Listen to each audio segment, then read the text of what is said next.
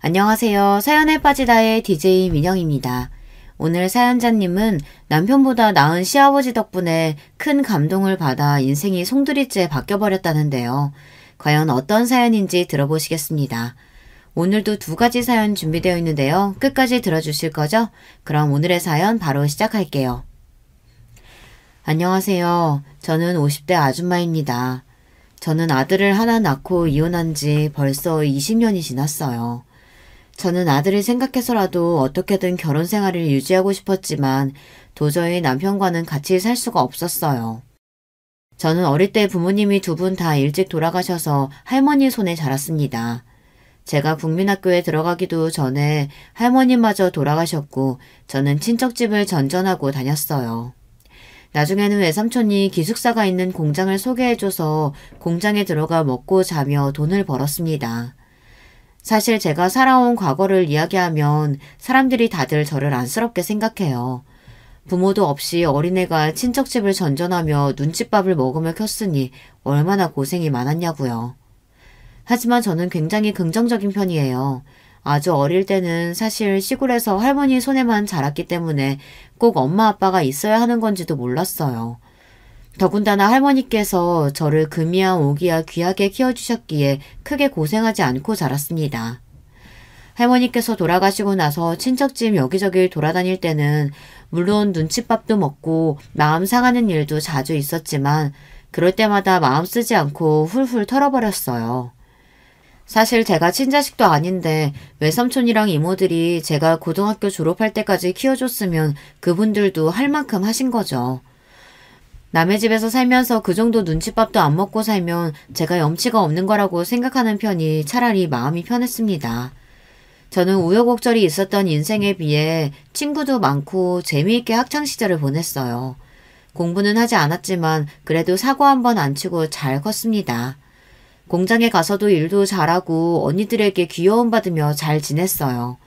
남편이 저를 처음 만났을 때 철부지 부잣집 아가씨인 줄 알았다는 걸 보면 제가 살아온 세월에 비해 많이 철부지 같아 보이기는 했었나 봐요. 저는 20대 때 남편을 만나 화끈하게 연애하고 결혼했습니다.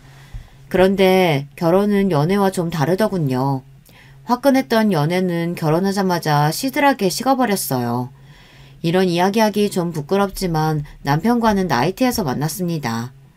반짝이는 조명 아래서 같이 춤도 추고 어두운 스테이지 아래에서 술도 먹다 보니 어느새 취해서 둘이 불이 붙어버렸죠. 남편과의 연애는 롤러코스터 같았습니다.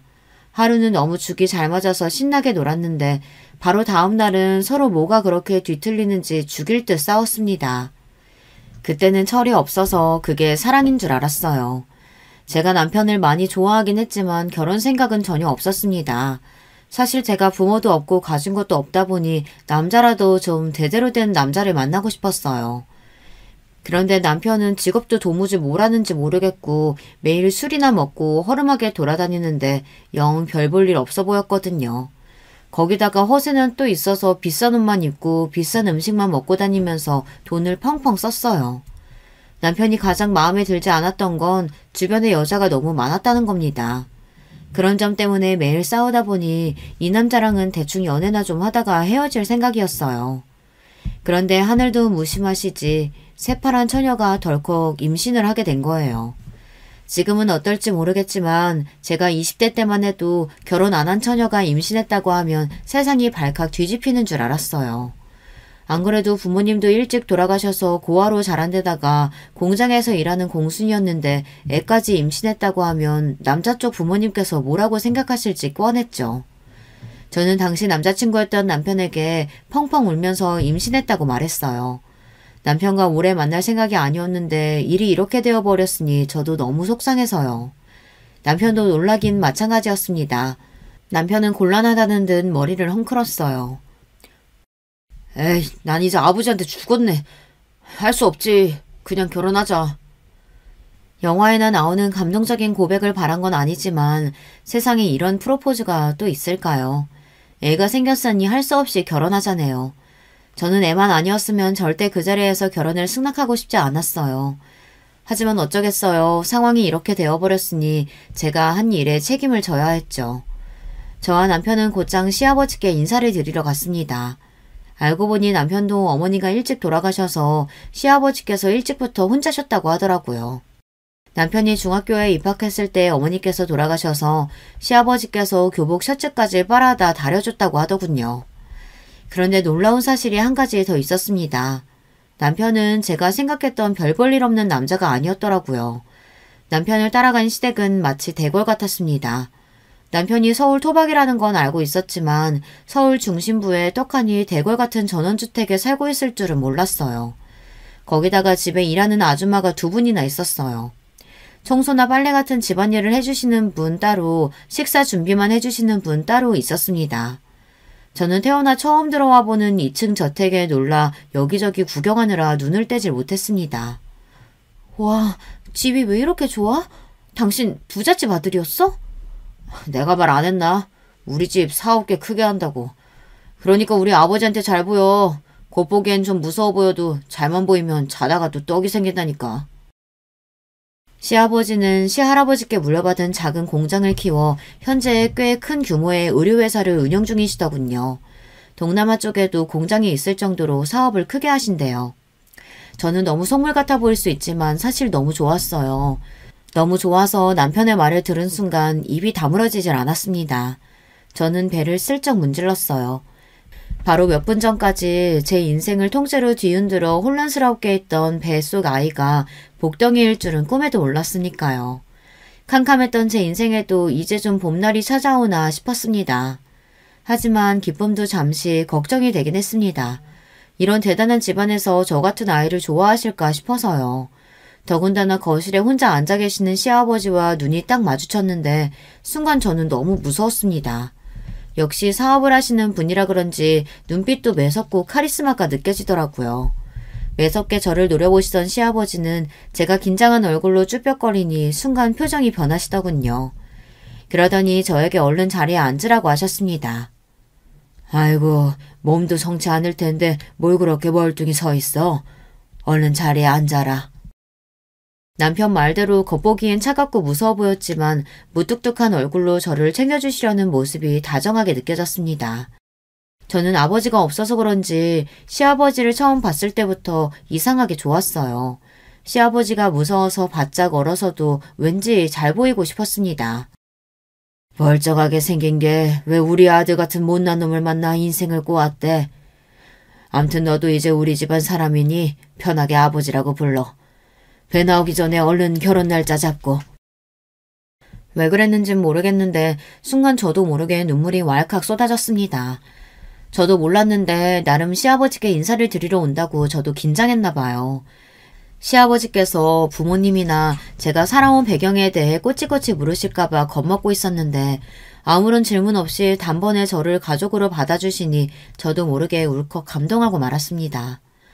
저는 눈물을 참을 수 없어 이미 범벅이 된 얼굴로 시아버지께 연신 감사하다고 꾸벅 인사를 했습니다. 나한테 감사할 게 뭐 있어? 내가 방금 말했잖아. 내 아들 같은 놈 만나서 네 인생이 꼬인 거라고. 내가 미안해서라도 너한테 잘해줄 테니까 너는 건강하게 출산할 생각만 해. 아버지는 왜 자꾸 나 같은 놈 만나서 고생한다 그래. 내가 뭐가 어때서. 인물 좋지 집안 좋지 어디 하나 빠지는 게 없구만. 그리고 얘는 부모도 없는 고아에다가 고졸 공순이야. 내가 데리고 살아주면 얘 입장에서 고마운 거지. 시아버지께 받은 감동이 남편의 말 한마디에 와사삭 부서지려고 할 때쯤 시아버지께서 자리에서 벌떡 일어나시더니 남편의 머리통을 세게 쥐어박았습니다. 저는 순간 눈물이 쏙 들어갔어요. 으휴, 너 이 자식 어디서 아내 될 여자한테 공순이의 고아라는 소리래? 그리고 네 처될 사람이 몇 살인데 고아야? 부모도 없이 이 정도 잘 자랐으면 잘 큰 거지. 으이그, 너는 이런 놈이 뭐가 좋다고. 암튼 난 몰라. 네가 선택했으니 내 아들 버리지 말고 잘 살아야 한다.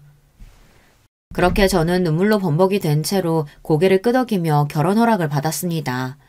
사실 임신 사실을 처음 알았을 때 저는 너무 무서웠어요. 철딱선이 없는 남편과 자식을 키우며 앞으로 어떻게 살아야 하나 막막했거든요.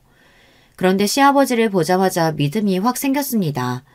시아버지 곁에 있으면서 살다 보면 큰 걱정 없이 살아갈 수 있겠다. 든든했어요. 그런데 시아버지는 돈복은 있어도 아무래도 자식복은 없는 것 같아요.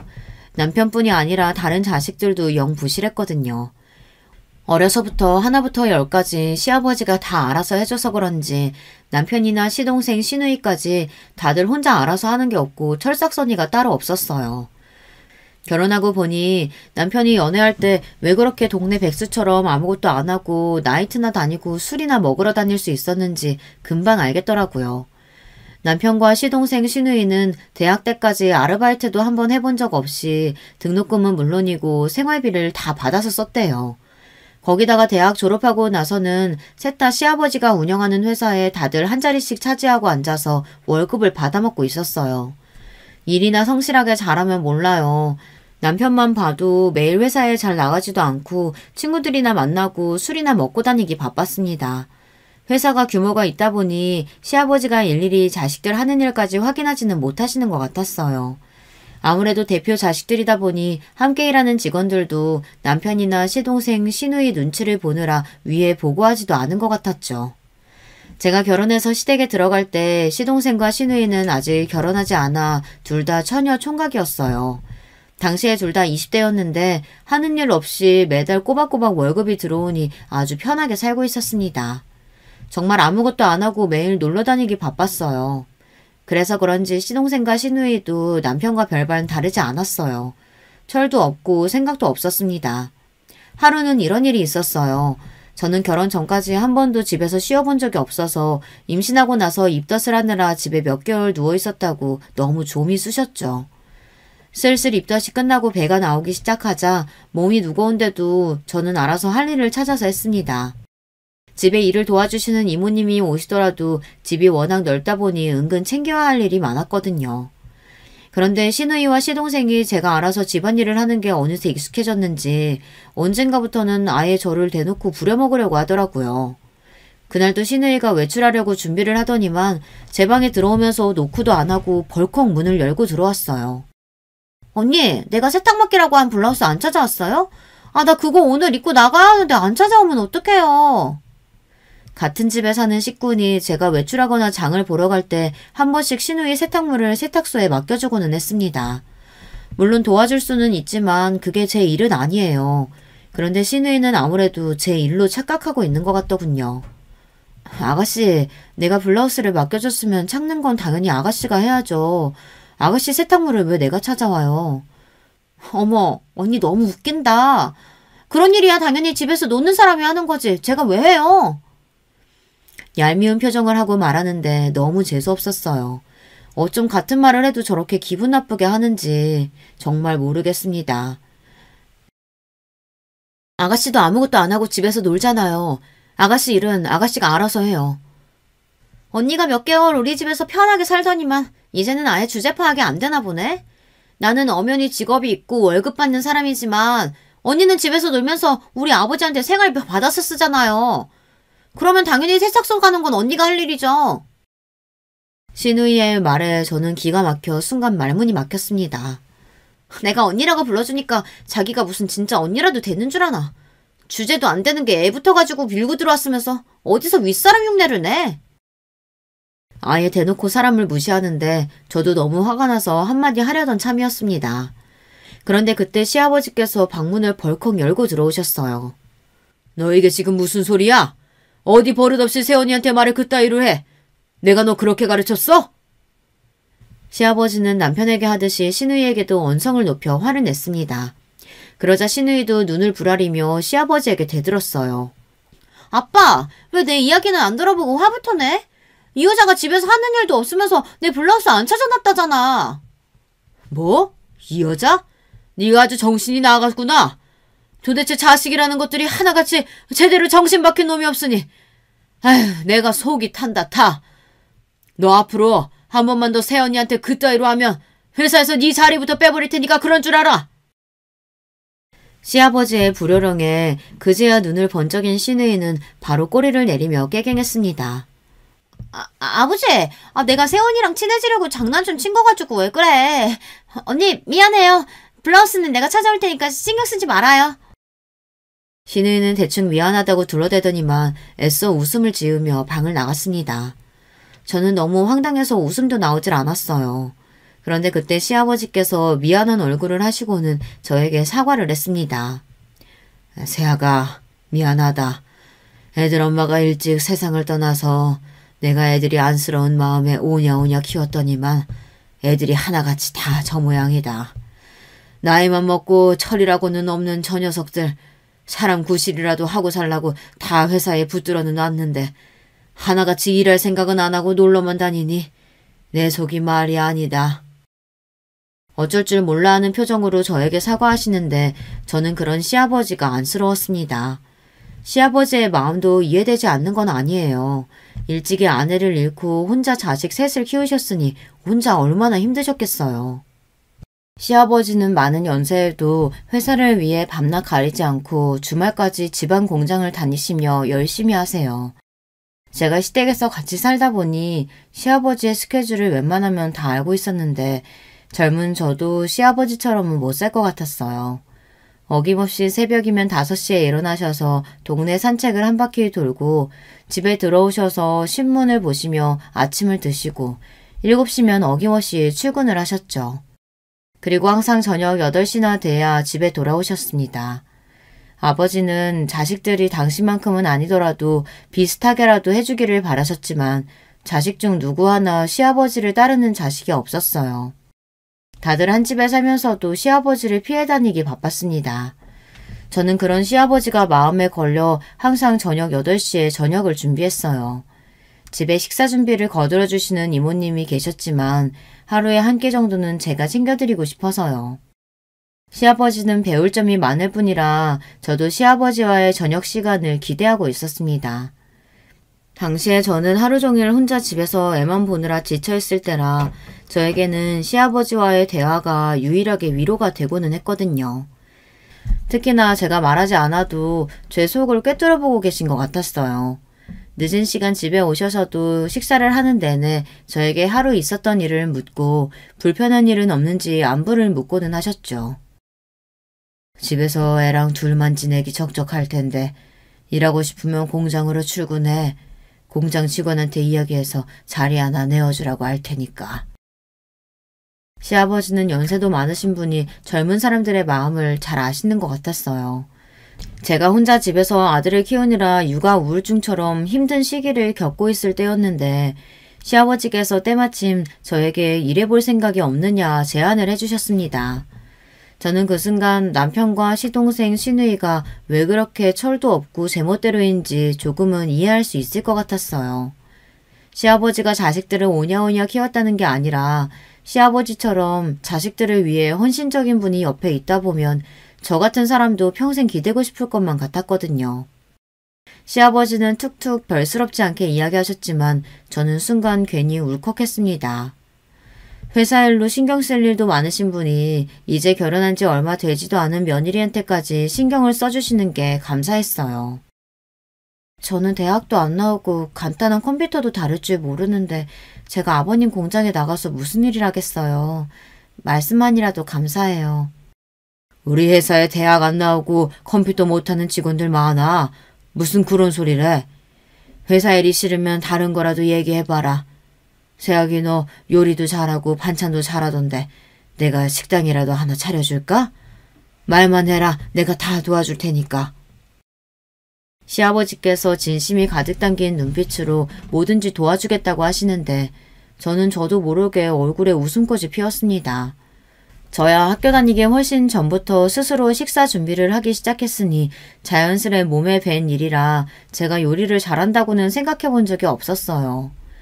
그런데 시아버지께서 저에게 음식을 잘한다고 해주시니 저는 말로 표현할 수 없을 정도로 너무 기분이 좋더라고요. 결혼해서 자식 낳고 사는 남편도 제가 차려준 밥 먹고 맛있네 없네 이야기해 준 적도 없는데 평소 무뚝뚝한 시아버지께서 그렇게 이야기를 해주시니 더 기분이 좋았습니다. 그때였어요. 그날은 웬일로 일찍 들어온 남편이 저와 시아버지가 하는 이야기 소리를 듣고 멋대로 끼어들더군요. 아버지, 이게 다 무슨 소리예요? 제가 강남에 자리 좋은 데다가 이자카야 하나 차려달라고 했을 때는 들은 채도 안 하시더니만 집에서 팽팽 도는 주호 엄마는 무슨 식당을 차려준다 그래요. 그럴 돈 있으면 장남인 저한테 투자해야죠. 남편은 시아버지께서 제게 식당을 차려주겠다고 하는 소리에 샘이 나서 노발대발했습니다. 다 끝난 옛날 이야기까지 끄집어내며 술집을 차려달라고 졸랐어요. 이 자식아, 나 사업가야. 가능성이 있는 사람한테 투자해야지. 너처럼 가능성이라고 넣는 놈한테 내가 왜 투자를 해? 주호 엄마가 할 줄 아는 게 뭐가 있다고 가능성이 있어요. 가능성이 있어도 내가 있지. 네가 가능성이 있긴 뭐가 있어? 내가 만들어준 배경 말고 네가 스스로 만들어낸 게 있기는 해? 내 회사에서 월급 도둑질하는 것만으로도 내가 많이 봐주고 있는 거니까 너는 이 작가야의 이자도 꺼내지 마. 시아버지는 겪으면 겪을수록 대단한 분이셨습니다. 남편과 시동생 시누이가 회사에서 날로 먹는다는 걸 모르시는 줄 알았는데 다 알고 계셨더라고요. 시아버지는 막연히 자식들을 믿고 있었던 게 아니라 자식들이 정신 차리기를 기다리고 계셨던 것 같아요. 내가 한 말 진심이니까 네 남편 이야기 신경 쓰지 말고 하고 싶은 거 있으면 편하게 얘기하렴. 저는 그냥 자격증이라도 좀 따서 제가 할 수 있는 일이 있으면 해보고 싶어요. 사실 저 운전면허도 없거든요. 저는 태어나서 누군가에게 하고 싶다는 게 있다는 말을 처음으로 해봤습니다. 항상 머릿속으로만 혼자 막연하게 떠올리던 일이었는데 어느새 저도 모르게 시아버지에게 주절주절 말하고 있었어요. 사실 20살 공장에 다닐 때부터 저는 운전면허가 따고 싶었어요. 기숙사에 살면서 공장에서 일하다 보니 매일 공장 안에만 있었거든요. 다른 사람들은 일요일이나 휴가 때 부모님이 계신 본가에라도 가지만 저는 갈 곳이 없으니 일요일이든 휴가든 항상 기숙사에 있었어요. 그럴 때 든 생각이 운전이라도 할 줄 알면 혼자 여기저기 여행이라도 다닐 텐데 싶더라고요. 그래, 운전면허 좋지. 면허만 있어도 애 데리고 여기저기 다닐 수 있으니까. 그리고 너는 어릴 때부터 하고 싶었던 거 없었어? 꿈 같은 거 말이다. 시아버지의 말에 어릴 때 기억을 끄집어내보니 저는 간호사가 되고 싶었습니다. 어릴 때 할머니가 병원에 입원한 적이 있었는데 그때 제가 자주 병원에 가면 저를 볼 때마다 놀아주고 돌봐줬던 간호사 선생님이 있었어요. 어린 마음에 그분이 너무 예쁘고 멋있게 보였거든요. 저는 매일 저녁 시아버지와 저녁을 같이 먹다 보니 어느새 시아버지가 편해져서 시아버지에게 이런저런 이야기를 했어요. 시아버지도 제 이야기에 항상 귀 기울여 들어주셨습니다. 그러다 보니 저는 운전면허 이야기도 하고 간호사 선생님 이야기도 했어요. 그러자 시아버지께서 저더러 다짜고짜 보모부터 구하라고 했습니다. 보모 구해지는 대로 주호는 보모한테 맡기고 운전면허부터 따. 그리고 나이가 있어서 간호사가 되긴 힘들지만 간호조무사나 요양보호사 자격증 같은 건 딸 수 있을 거야. 내가 비서한테 당장 학원 알아보라고 할 테니까 등록하고 다녀봐. 에이, 애엄마가 애 두고 어디를 나가요. 말씀만이라도 항상 감사해요. 성공하는 사람들은 다 이유가 있습니다. 시아버지의 추진력은 정말 대단해요.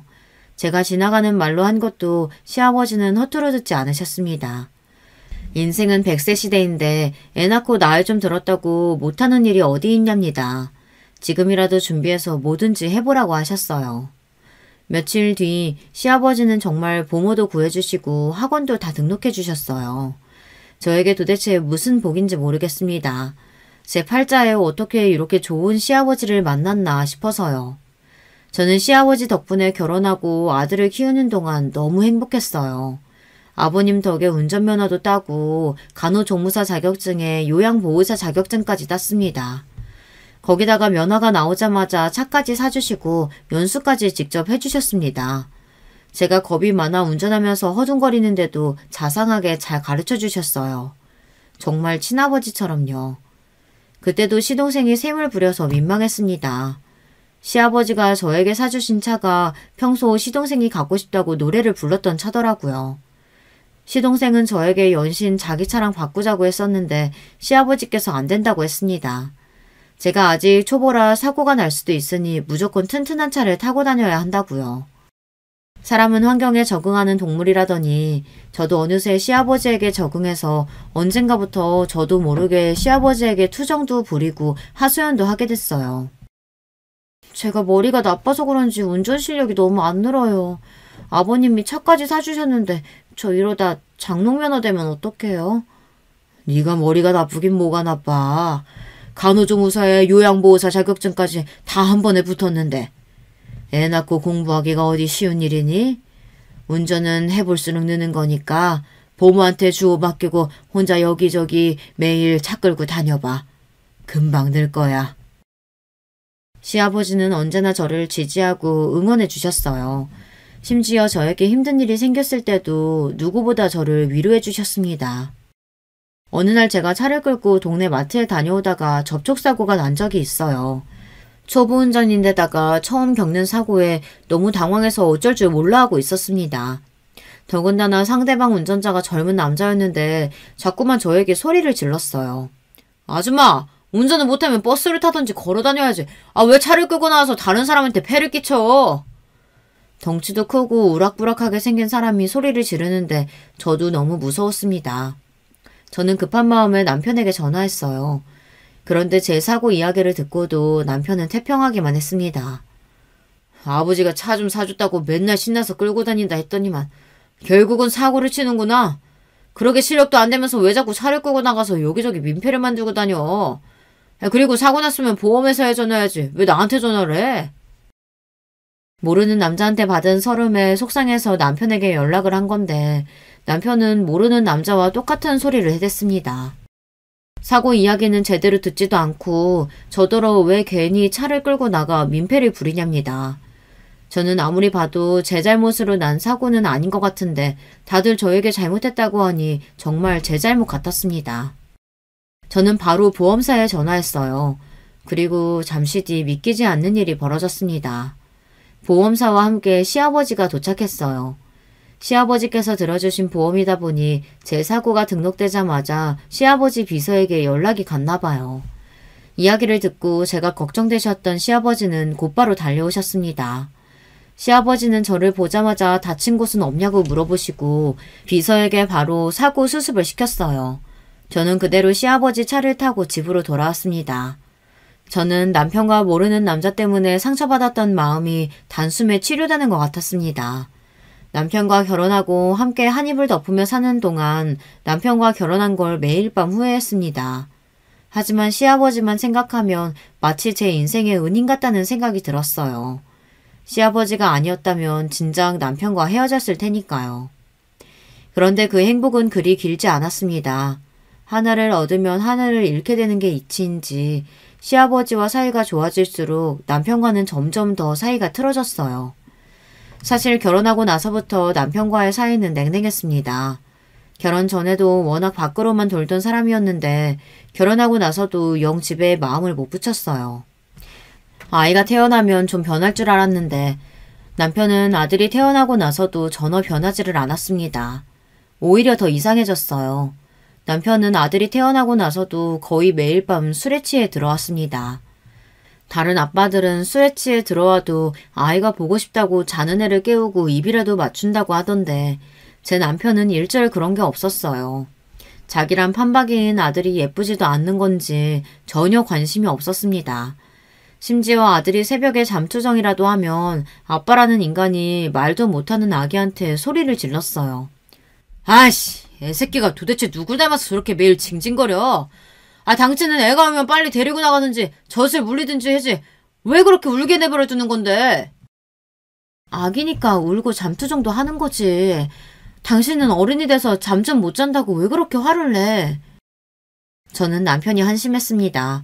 나이만 먹었지 도무지 배려심이라고는 코딱지만큼도 없었어요. 에이, 이놈의 집구석 지겨워서 들어오기 싫다니까. 남편은 매일 술에 취해 들어와 집에서 잠만 자고 나가면서도 저만 보면 매일 그렇게 화를 내고 구박했어요. 어떨 땐 제가 하지도 않는 일을 가지고 꼬투리를 잡고 늘어지기까지 했습니다. 저랑 결혼해서 본인 인생이 꼬였다는 둥, 저 때문에 발목이 잡혀서 불행하다는 둥, 아내에게 하지 말아야 할 소리를 생각 없이 짓거렸어요. 저는 그럴 때마다 아들이 남편의 말을 듣기라도 할까봐 어린 아들의 귀를 막았습니다. 저는 남편만 생각하면 하루라도 빨리 남편과 헤어지고 싶었습니다. 결혼하고 거의 매일 남편과 싸웠거든요. 아무리 집이 넓고 층이 다르다고 해도 시아버지도 알고 계셨을 거예요. 그래도 시아버지는 며느리인 저에게 싫은 소리 한 번 하신 적이 없어요. 항상 제게 힘든 거 없냐, 속상한 일 있으면 언제든 이야기하라고 하셨습니다. 그러던 중 아무리 시아버지가 좋고 자식을 생각한다고 해도 그냥 참고 넘어갈 수 없는 일이 생겼습니다.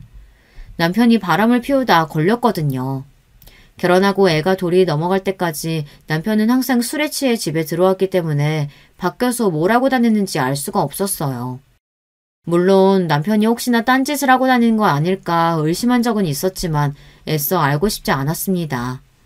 그런데 언제부턴가 남편에게서 이상한 낌새가 보였어요. 원래 아무리 술을 많이 먹어도 새벽에라도 집에 들어왔었는데 얼마 전부터 아예 외박을 하더라고요. 전화해도 받지도 않고요. 그러던 어느 날이었습니다.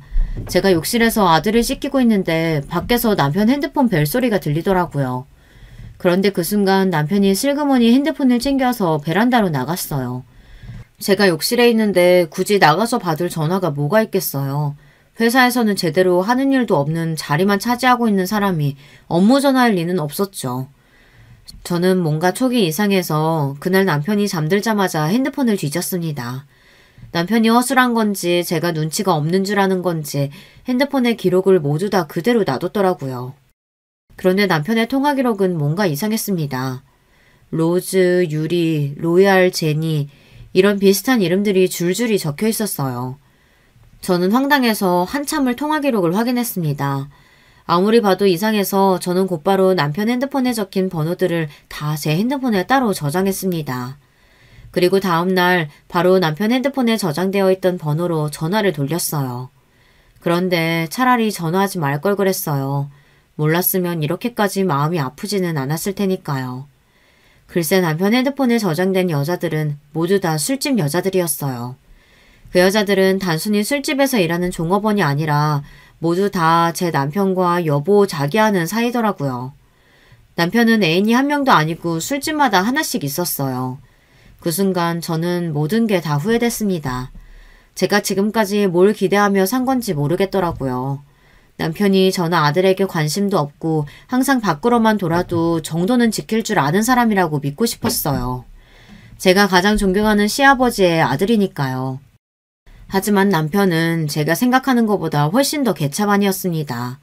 저질도 이런 저질이 없었어요. 저는 그날 밤 남편이 들어올 때까지 벼르고 있었습니다. 남편과 단판 지으려고요. 그런데 남편은 그날까지도 술에 잔뜩 취해서 집에 들어왔어요. 남편은 아주 뻔뻔하기 짝이 없었습니다. 제가 남편 핸드폰에 저장된 술집년들이랑 다 통화했다고 말을 했는데도 남편은 그게 뭘 어쨌다고 이러는 거냐며 오히려 되묻더군요. 당신이야말로 나에 대해 몰랐던 것처럼 왜 이래? 우리도 나이트클럽에서 만난 거 잊었어? 내가 지금 술집 좀 다니는 거 가지고 이래? 당신 여자친구라는 년들이랑 내가 다 통화했다니까? 아들까지 딸린 유부남 주제에 아주 강남의 유명한 술집 년들이랑은 다 연애하고 있었더라? 남편은 자신이 이런 거 모르고 결혼했냐고 오히려 적반하장으로 나오더군요.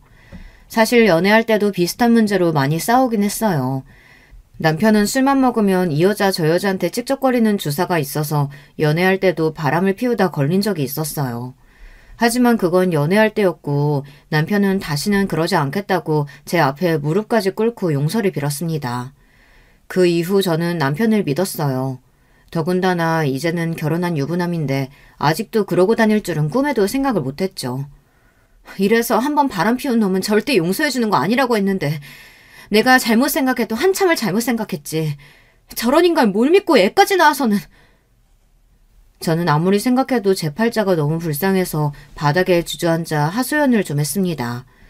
속이 너무 답답해서요. 그런데 그 순간 말도 안 되는 일이 벌어졌습니다. 남편은 갑자기 흥분하더니 멀쩡한 선풍기를 들어 제 쪽으로 던졌습니다. 그래서 자기더러 뭘 어쩌냐는 거냐고 소리를 지르면서요. 그래서 뭘 어쩌라고? 네 주제에 나랑 뭐 이혼이라도 하겠다는 거야 뭐야? 저는 순간 너무 놀라서 눈이 휘둥그레졌습니다. 하마터면 제가 남편이 던진 선풍기에 맞을 뻔했거든요. 저는 자리에서 벌떡 일어나 남편에게 달려들어 이게 지금 뭐하는 짓이냐고 따졌어요. 그러자 더 화가 난 남편이 제 어깨를 세게 밀치는 바람에 제가 바닥에 꼬꾸라지며 넘어졌습니다. 이 인간이 매일 나가서 바람 피우는 것도 모자라서 이제는 마누라를 패? 내가 너 가만히 둘 줄 알아? 이게 아직도 정신을 못 차렸네. 너 진짜 나한테 좀 맞아볼래? 남편은 그대로 저에게 달려들더니 제 몸 여기저기를 주먹으로 갈겼습니다. 저는 남편의 힘에 밀려 바닥에 넘어졌어요. 너 이 자식, 지금 뭐 하는 거냐? 남편에게 쉴 새 없이 맞는 동안 저는 이대로 죽을지도 모르겠다 싶었습니다. 술에 취한 남자가 달려드는데 제 힘으로는 도무지 막아낼 수가 없더라고요. 그 순간 시아버지가 들어오지 않았다면 저는 정말 맞아 죽었을지도 몰라요. 그 광경을 목격한 시아버지는 남편에게 달려들어 남편을 끌어내고 마구잡이로 남편을 두들겨 팼습니다. 그런데도 남편은 자기 잘못을 모르고 오히려 큰 소리를 쳤어요. 아버지는 도대체 누구 편이야? 옆에 내가 남편한테 겁도 없이 고래고래 소리를 지르는데 그걸 보고만 있어? 때려서라도 버릇을 고쳐야지. 남편은 자기 잘못도 모른 채 술에 잔뜩 취해서 눈이 아예 돌아 있었어요. 이런 개자식을 봤나? 내가 너 진작 망나니인 줄은 알았는데 이 정도인 줄은 몰랐다, 이 자식아. 내가 너 가만히 둘 줄 알아? 지금 당장 감방에 보낼 거야. 그날 밤 시아버지는 정말로 당신 아들을 경찰에 신고했습니다. 잠시 후 도착한 경찰들에게 시아버지는 아들이 며느리를 때렸다고 증언을 하고 당장 잡아가라고 했습니다. 그날 밤 남편은 경찰들에게 끌려가 유치장에서 하루를 보냈어요. 남편을 유치장에 보내고 들어온 시아버지는 조심스레 방에 들어와 저를 부르셨습니다. 그러고는 거실로 내려온 제 앞에 무릎을 꿇고 앉으셨어요. 미안하다, 애미야. 내가 도무지 널 볼 낯이 없다. 시아버지의 행동에 저는 놀라 어쩔 줄을 몰랐습니다. 얼른 일어나시라고 시아버지를 일으켜 세웠어요. 그런데도 시아버지는 바닥에 주저앉은 채 일어날 생각을 안 하셨어요. 아버님 왜 이러세요? 아버님이 이러시면 저 마음 약해져서 안 돼요. 저 그 인간이랑은 더는 못 살아요. 아버님이 이러셔도 이혼할 거예요. 저는 남편이 선풍기를 저에게 던진 순간 이대로 살 수 없다 굳게 마음먹었습니다. 아무리 이 집에 살고 싶어도 저런 개같은 인간이랑은 더는 하루도 살 수 없었어요. 나, 애미 너 이혼 못하게 하려는 거 아니야. 정말 너한테 너무 미안해서 그래. 내가 지금까지 네가 너무 아까워서 내 아들놈이 개자식인 걸 알고도 이혼하라는 소리를 못했었다. 근데 이제 나도 더는 안 되겠다. 너를 위해서라도 내가 놔줄 테니 이혼해라. 시아버지는 바닥에 무릎을 꿇은 채로 남편을 대신해 제게 사과를 하시고는 이혼을 하라고 하셨어요. 저는 그 순간 어째서인지 눈물이 펑펑 쏟아졌습니다. 지난 제 결혼 생활을 생각하면 남편 때문에 힘들고 끔찍한 순간도 많았지만 사실 시아버지와 좋았던 기억도 많아요.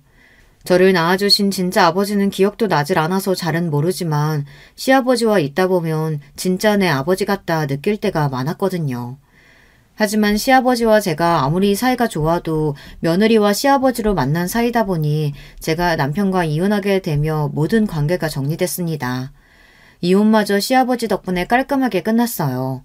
시아버지는 저에게 위자료와 양육권 모두를 주기로 하셨습니다. 아들과 편하게 지내라고 서울의 아파트 한 채와 위자료를 100억이나 주셨어요. 때문에 남편이랑 시동생 시누이는 노발대발 난리를 쳤어요. 저에게 왜 100억이나 주냐고요. 저는 그렇게 30이 간 넘은 나이에 아들을 데리고 이혼했습니다. 사실 제가 워낙 배운 것도 없고 경력도 없다 보니 이혼하고 어떻게 살아야 하나 막막했었는데 그래도 시아버지께서 위자료를 주신 100억 덕분에 아이 키우는 데는 불편한 것 없이 편하게 살았어요. 더군다나 혼자 애를 키우며 살다 보니 시아버지 덕분에 딴 운전면허와 자격증들도 아주 잘 썼습니다. 거기다가 시아버지에게 정말 감사한 게 매달 양육비를 제외하고도 제 아들 통장으로 100만 원씩이나 따로 송금을 해주셨습니다. 처음 아들 통장으로 100만 원이 들어왔을 때 저는 놀라서 시아버지에게 바로 전화했어요. 오랜만에 통화에 시아버지에게 묻고 싶은 것도 많고 건강은 좀 어떠신지 안부도 묻고 싶었지만 더는 그럴 사이가 아니라는 생각이 드니 괜히 무뚝뚝하게 왜 주호 통장으로 돈을 보냈냐고 물었습니다. 그러다 시아버지께서 하신 말씀에 저는 또 울컥하고 말았어요. 내가 내 손주한테 용돈 좀 주고 싶어서 그렇지. 그 돈은 내 손자한테 주는 돈이니 엄마인 네가 알아서 해라. 시아버지는 여전하셨습니다. 무뚝뚝하지만 정이 깃든 목소리로 할 말만 하시고 전화를 끊으셨어요. 저는 시아버지와 통화하고 나서 얼마나 한참을 울었는지 몰라요. 이제는 아무 사이도 아닌 사이였지만 마치 친정아버지와 통화라도 한 것처럼 마음이 울컥했습니다. 이상하게 시아버지는 항상 제 편인 것만 같은 느낌이 들었어요. 저는 이혼하고 아들과 단 둘이 되었지만 그래도 마음 한구석에는 시아버지에 대한 좋은 기억을 가지고 살며 힘든 일이 있을 때마다 그 추억을 꺼내보며 제 결혼 생활이 아주 최악은 아니었다라며 스스로를 위로했습니다. 여자 혼자 아들을 키우다 보면 별의별 일이 다 있었는데 그래도 그럴 때마다 그 방법이 꽤 효과가 있었어요. 그렇게 시간이 흘러 저는 훌쩍 나이가 들었습니다. 아들도 성인이 됐습니다. 아들이 군대에 가기 전 할아버지에게 인사를 드리고 싶다고 해서 제가 시아버지에게 연락을 하려던 참이었어요. 사실 남편과는 이혼하고 나서 따로 만난 적이 한 번도 없어요. 그나마 아들과는 한 달에 한 번 만나기는 하는데 저는 남편 얼굴은 다신 보고 싶지 않아 아들만 보냈습니다. 하지만 시아버지에게만은 자주 안부 전화를 하기는 했어요. 자식이 셋이나 있어도 아버지한테 신경 쓰는 자식이라고는 하나도 없으니 시아버지가 염려돼서 연락을 안 할 수가 없더라고요. 하지만 시아버지와 따로 얼굴을 보고 만난 적은 많지 않았어요. 아들이 학교에 입학하거나 졸업할 때만 간간히 한 번씩 뵙고는 했습니다. 그런데 아들이 군대에 가기 전 시아버지를 뵙고 온 뒤 이상한 문자가 저에게 왔습니다. 혜미야, 이제 주호가 진짜 어른이 됐구나. 오늘로써 이 돈이 내가 우리 주한테 주는 마지막 돈이다. 혜미야, 너한테는 정말 많이 미안했다. 저는 이게 무슨 소리인가 싶어 한참을 문자를 바라봤습니다. 그런데 잠시 뒤 모르는 번호로 전화가 왔어요. 전화를 받으니 시아버지의 담당 세무사였습니다.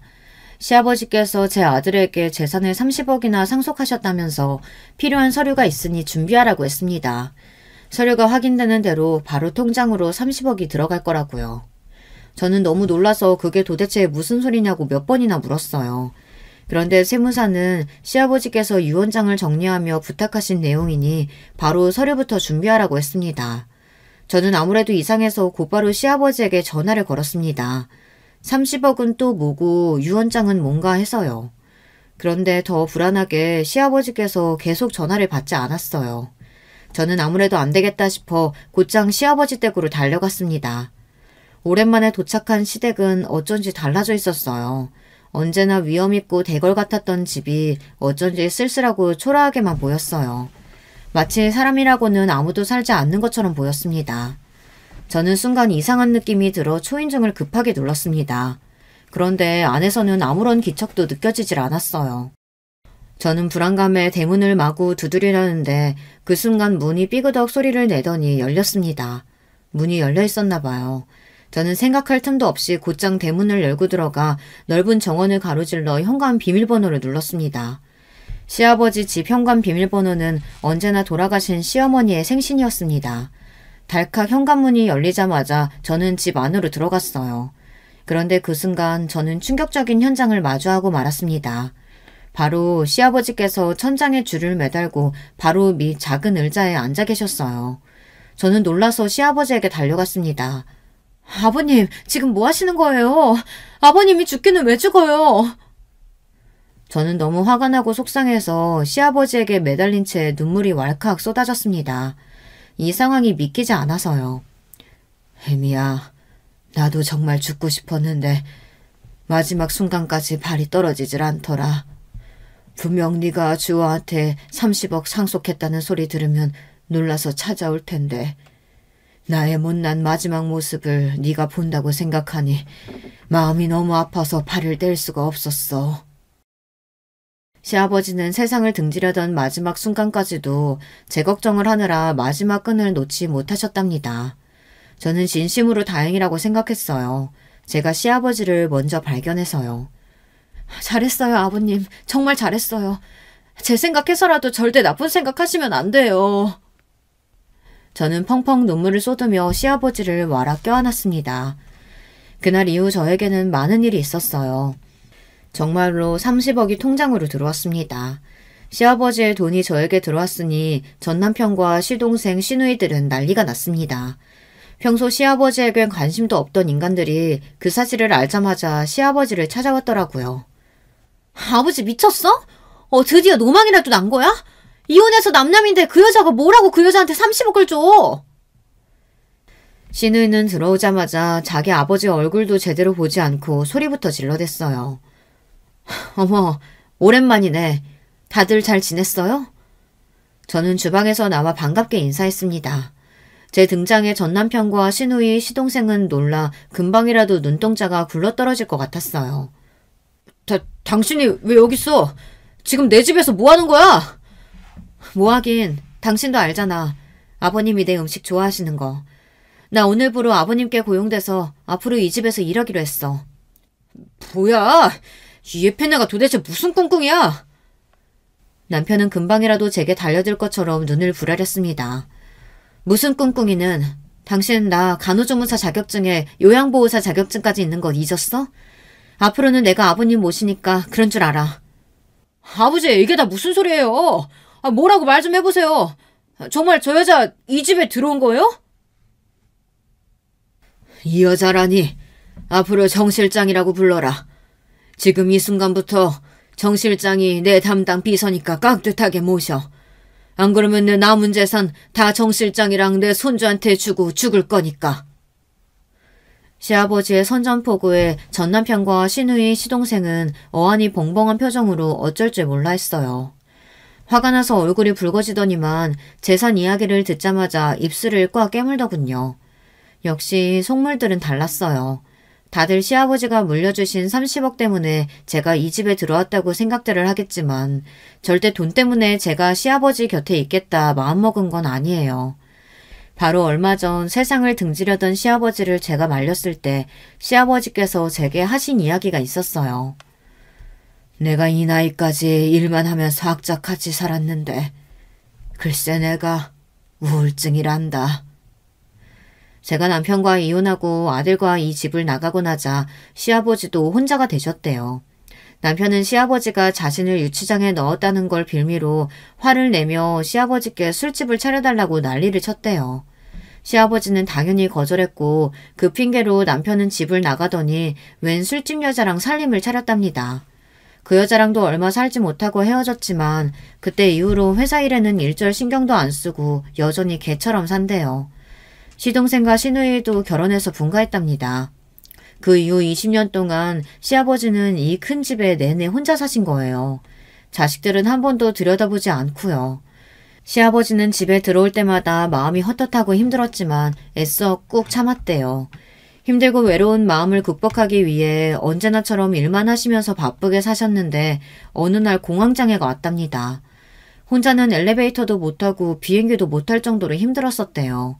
그래서 약을 한두 가지 먹었는데 언제부터는 잠도 못 자고 매일 혼자 뜬 눈으로 밤을 지새우셨답니다. 그러다가 우울증까지 걸리신 거예요. 자식 중 누구도 시아버지의 병을 모른답니다. 사실 저도 남편과 이혼하고 유일하게 마음이 쓰였던 게 바로 시아버지예요. 부모 없이 자란 저를 친자식처럼 보듬어 주시고 남편과 이혼 후에도 저를 아껴주셨으니까요. 시아버지와는 며느리와 시아버지 간의 관계를 떠나 인간 대 인간으로서의 정과 의리가 남아있었습니다. 생판 남을 위해 보호사로 일하느니 시아버지가 돌아가실 때까지 곁에서 제가 힘이 되어드리고 도와드리는 게 저에게는 더 뜻깊은 일이 될 것 같았어요. 시아버지께서 저에게 해주신 것처럼요. 그래서 저는 아들이 제대할 때까지는 우선 이 집에 왔다 갔다 드나들면서 시아버지를 돌보기로 했습니다. 보호사이자 비서로서요. 전 시아버지와 함께 지낸 지 이제 1년이 좀 넘었습니다. 시아버지는 아직도 저에게 언제든 떠나고 싶으면 떠나도 된다고 하세요. 하지만 저는 아닙니다.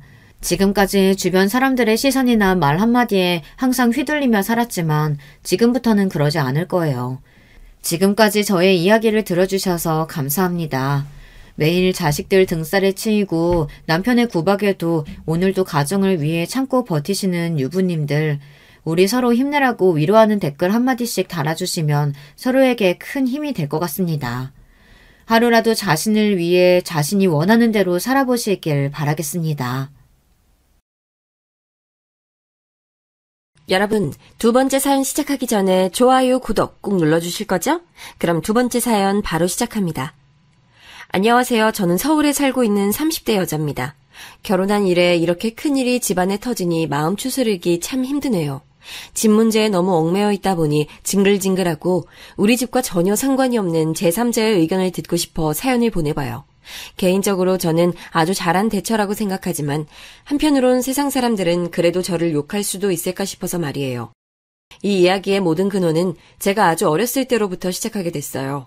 저는 꽤 유복한 집의 외동딸로 태어나서 엄마 아빠와 친척 어른들의 사랑을 많이 받고 자랐습니다.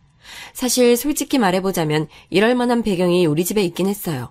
우리 아빠는 사남매 중 차남이셨는데 장남인 큰아빠네 집에 아주 큰 사고가 있었거든요. 큰아빠네에는 저와 나이 차이가 좀 있는 친척 언니와 오빠가 있었어요. 친척 오빠는 저보다 2살 위고 그때 태어난 일가 친척 중 유일하게 남자아이라서 엄청나게 사랑을 받았어요.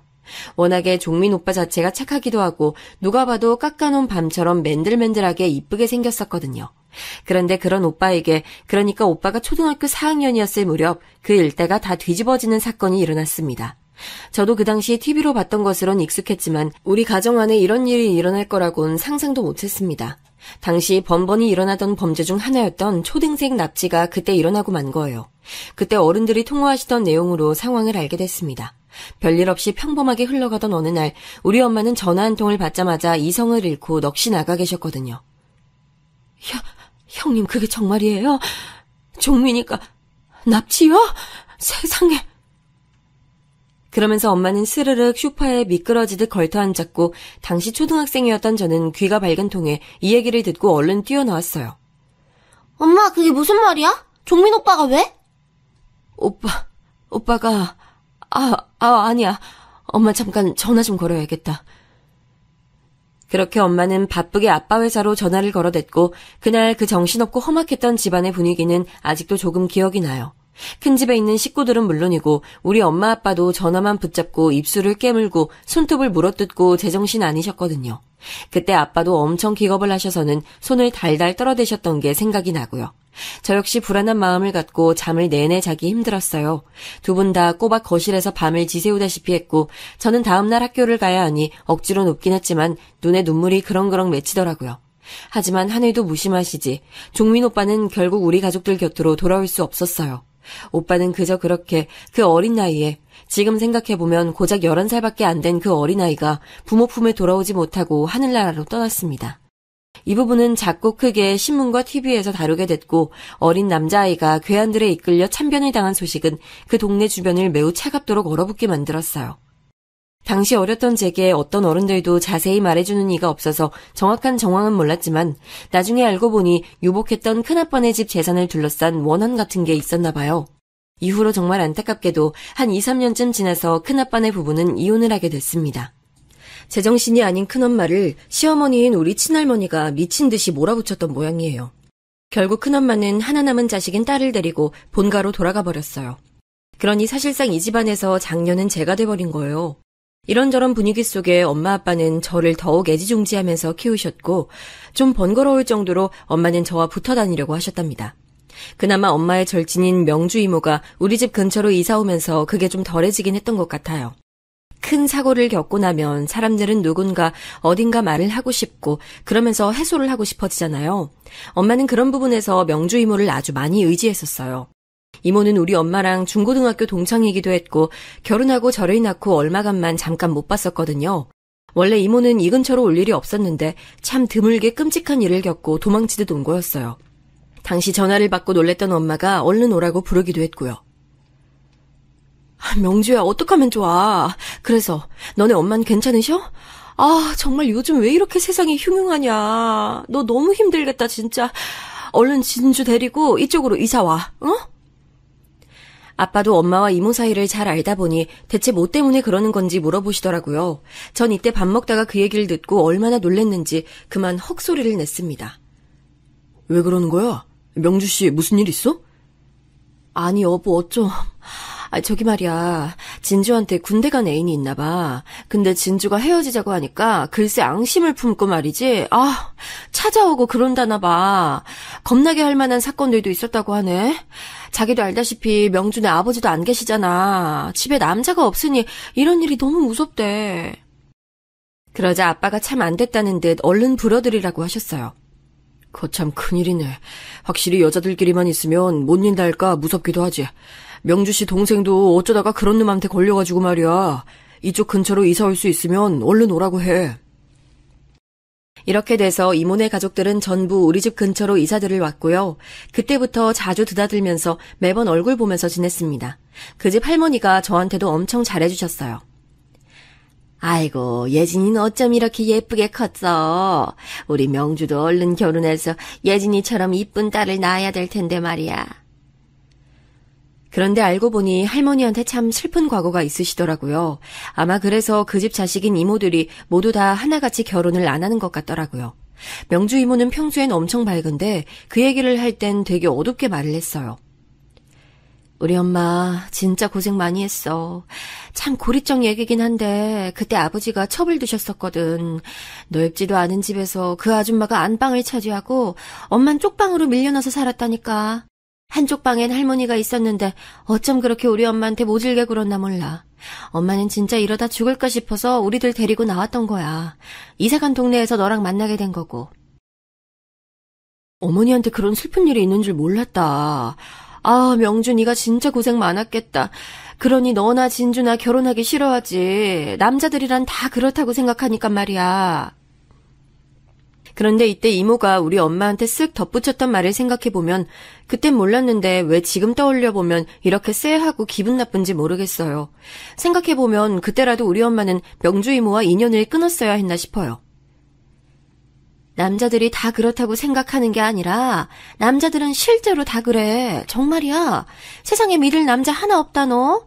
예진 아빠도 너무 믿지 마. 남자들 다 똑같아.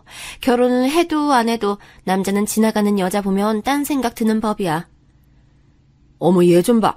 예진이 듣는다. 네가 뭔 말하고 싶은지는 알겠는데 우리 집까지 괜히 엮어서 그런 말 하지 마 이거사. 그러면서 엄마는 바로 이모 등짝을 한 대 쳐가며 쓸데없는 소리 하지 말라고 둘이 깔깔대고 웃었었죠. 뭐 저런 농담을 하나 어린 제 눈에도 이상하게 느껴지긴 했지만 당시 마음이 뒤숭숭해서 허하다고 말하던 엄마 곁에 이모가 있어서 다행이다 싶었어요. 그리고 참 이상하게도 명주 이모는 몇몇 남자들을 만나는 것 같지만 결혼은 안 하더라고요. 이후로 저는 점점 그 동네에서 성장하고 대학을 가게 됐어요. 계획이 있어서 호주로 유학을 갔다가 다시 짧게 일본으로 유학도 다녀오는 등 바쁜 삶을 살았습니다. 그런 와중 엄마는 여전히 자신의 절친한 친구인 명주 이모와 함께 시간을 보내면서 저를 챙겼었고요. 그런 와중에 저에게도 거의 친이모 같았던 명주 이모에게 다시 어두운 그림자가 비치게 됐어요. 이 일로 우리 엄마는 한동안 안정을 되찾고 살다가 다시 허기를 느끼게 됐답니다. 이땐 제가 일본에 있을 때였는데 엄마 전화를 받고 엄청 놀랐어요. 뭐라고? 명주 이모가 유방암이라고? 어머 어떡해. 이모는 할머니도 아직 정정하시고 건강하신데 어쩌다가 이모가 그렇게 됐어? 암 걸린 이유를 누가 알겠어. 좌우지간 엄마 너무 속상하고 슬프다. 초기라고는 하는데 그래도 너무 가슴 아프네. 당분간 엄마가 계속 따라다니면서 봐주려고 해. 우리 엄마는 이렇게 마음 아파하면서 정말 지극정성으로 이모를 챙기고 도와줬어요. 나중에 제가 일본에서 한국에 들어갈 무렵 이모는 나아지셨고 몇 년 뒤 제가 결혼할 때에도 같이 건강하게 서서 축하를 해주실 수 있었습니다.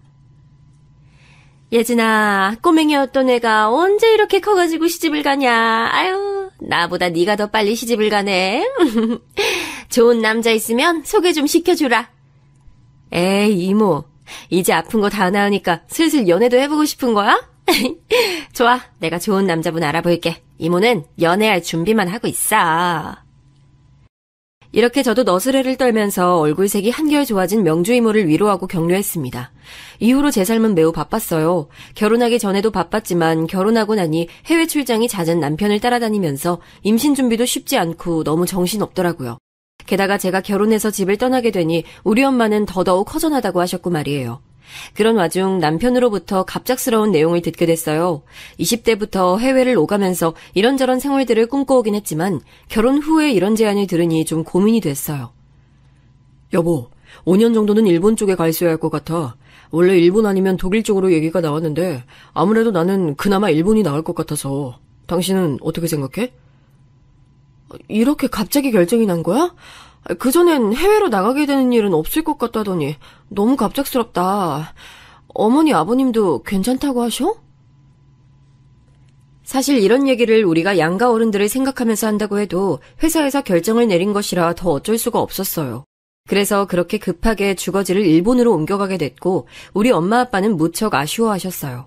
일본에서 아기를 낳고 키우고 외국인으로 살아가는 몇 년간 정말 가슴에 사무칠 정도로 엄마가 보고 싶어지더라고요. 간간히 들어오고 나가면서 연락도 하고 엄마는 명주 이모랑 단둘이 여행으로 이쪽에 오기도 했었어요. 제가 호텔도 잡아드리곤 했었는데 마지막 날 밤에 엄마가 갑자기 저한테 이런 얘기를 하는 거예요. 저도 이제 결혼을 했고 이런 얘기를 이해할 수 있을 거라고 생각했었나 봐요. 하지만 그렇다곤 해도 아빠와 관련된 이런 얘기는 제 가슴을 아주 요동치게 만들더라고요. 예진아, 몇 번이나 너한테 이런 얘기를 해야 되나 고민을 했어. 근데 말이야, 니네 아빠 예전부터 오래 만나온 여자가 있는 것 같아. 엄마, 그게 무슨 말이야? 아빠한테 여자가? 그걸 어떻게 알았어? 엄마 괜히 착각하는 거 아니야? 전 이때 정말 가슴이 너무 허해지면서 어떻게 반응해야 될지 모르겠더라고요. 그 말을 하고 있는 엄마 모습이 너무 허해 보이고 우울해 보여서 그냥 지레짐작으로 하는 말 같지도 않았고요. 여자 있는 거 확실해. 집에도 잘 안 들어오고 옷차림도 그렇고 엄마가 확인한 게 몇 가지 있어. 그래도? 뭐가 그래도? 엄마는 이때 숨을 들이마시더니 힘들게 말을 하더라고요. 솔직히 너무 의외였고 아빠가 새삼 아주 달리 느껴지기 시작했어요. 그렇게 저에게 다정하고 모든 것을 다 해주던 아빠가 말이에요. 아빠가 집에서는 잘하고 엄마한테도 워낙 잘해주잖아. 그냥 그것만 보고 살려고 해. 이 나이에 엄마가 아빠랑 이혼해서 뭘 하겠어. 게다가 니네 아빠는 엄마가 그 사실 아는지도 몰라.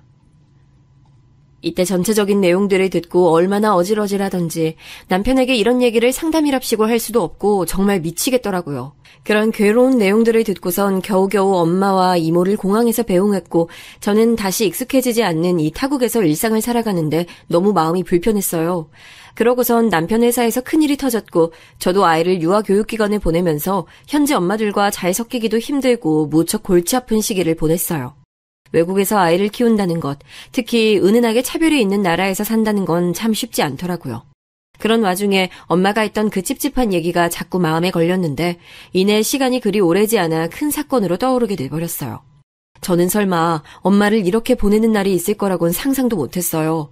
엄마의 외도 얘기를 비교적 담담히 꺼냈던 엄마는 어쩌면 속으로 더 많이 골마있지 않았을까 싶네요. 그래도 그렇지 엄마는 너무 비극적인 상태로 삶을 마감하게 된 거예요. 그때 아빠에게 급히 연락을 받아 비행기를 타고 한국으로 들어올 때 전 제정신이 아니었어요. 어릴 때부터 곧잘 주변에서 일어나는 사건들을 건너듣고 자란 저였지만 우리 엄마가 집에 든 도둑으로 인해서 참변을 당하셨다니 기가 막힐 노릇이더라고요. 아빠 도둑이요? 도둑? 잡혔어요? 그래. 어떻게 일이 이렇게 되냐? 아빠도 보통 정신이 아니시더라고요. 이때 외가 친척 쪽 식구들이며 명주 이모까지 겨우겨우 도와줘서 마무리를 할 수 있었어요.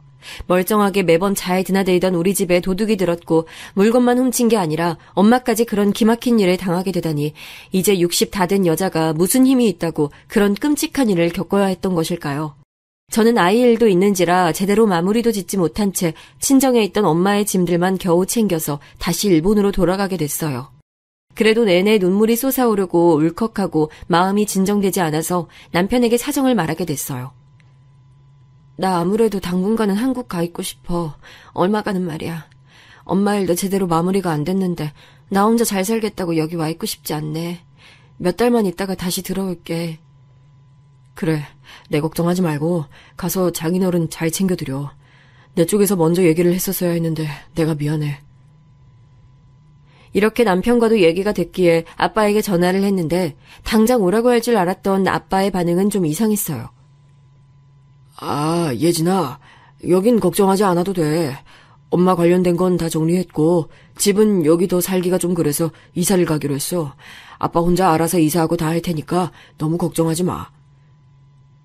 뭘 그렇게 한 번에 빨리 정리를 했어? 아빠 혼자서 어떻게 지내려고. 나 엄마 짐도 다 못 가져왔단 말이야. 내가 애랑 가서 몇 달 지내도록 할 테니까 새 주소 알려줘. 이렇게 우기고 우겨서 아빠한테 갔어요. 뭔가 훅훅 갑작스레 바뀌어가는 상황들이 너무 정신없고 혼란스러운 가운데 짐을 싸서 아빠 집으로 구태여 왔는데요. 그리 멀지 않은 지역으로 짐을 옮긴 아빠는 집 정리를 겨우겨우 하고 계시더라고요. 엄마의 부재가 여전히 실감이 나지 않고 아직도 울컥하고 토할 것 같은데 제 생각엔 아빠도 보통 마음은 아닐 것 같았어요. 한편으로 서글프게 느껴져서 아빠를 좀 챙기려던 중 일순간 이 새로운 집에서 별개의 인기척이 느껴지는 거예요. 혹시 고모들이라도 왔나 아니면 이삿짐 센터 사람이라도 온 건가 싶어서 안을 들여다봤는데 거기서 수건들을 챙겨서 갖고 나오는 한 여자분과 순간적으로 눈이 마주친 거예요. 이때 저는 너무 놀라서 들고 있던 가방을 땅에 떨궈 버렸어요. 명주 이모? 이모가 이모는 여기 왜요? 아, 예진아. 그래. 예진이 너 온다는 얘기 장원 씨한테, 아니, 아빠한테 듣긴 했는데. 이게 대체 무슨 일인 건지 이모는 제 앞에 되게 멋쩍은 표정을 하고 서 있더군요. 엄마도 없이 혼자 된 아빠의 새 집에 왜 생뚱맞게 퍼즐 맞추기 마냥 명주 이모가 들어와 있는 거냐고요. 게다가 순간적으로 절 거슬리게 한 건 이모가 우리 아빠를 이름으로 불렀다는 거예요. 발뒤꿈치부터 머리 꼭대기까지 순간적으로 소름이 쫙 타고 올라왔어요. 이모가 왜 이 집에 와 계세요? 저는 번복해서 몇 번이나 물을 수밖에 없었어요. 일단 이모는 마구 당황한 표정을 짓더니 엄마 짐을 옮기는 걸 도와주러 왔다고 하면서 허둥지둥 나가시더라고요. 그런데 저도 나이가 이쯤 되니까 왠지 모를 안 좋은 느낌이 훅 들어오면서 자꾸 흐린 눈으로 보게 되는 거예요. 친자매처럼 어쩌면 친이모들보다 더 가까이 지냈던 명주 이모인데 대체 이게 뭔 일인가? 왜 우리 아빠 집에 와서 저렇게 살림살이들을 챙겨주고 있는 건지 너무 거슬렸어요. 대충 봐도 이건 뭔가를 너무 얼버무리는 느낌이더라고요. 그러고 아빠에게 곧장 물었더니 아빠는 머리를 한창 긁적이고 얼굴이 벌개지는 듯 하더니 이내 있을 수 없는 소리를 제게 하시는 거예요. 이제 충격은 좀 그만 받았으면 싶은데 말이에요.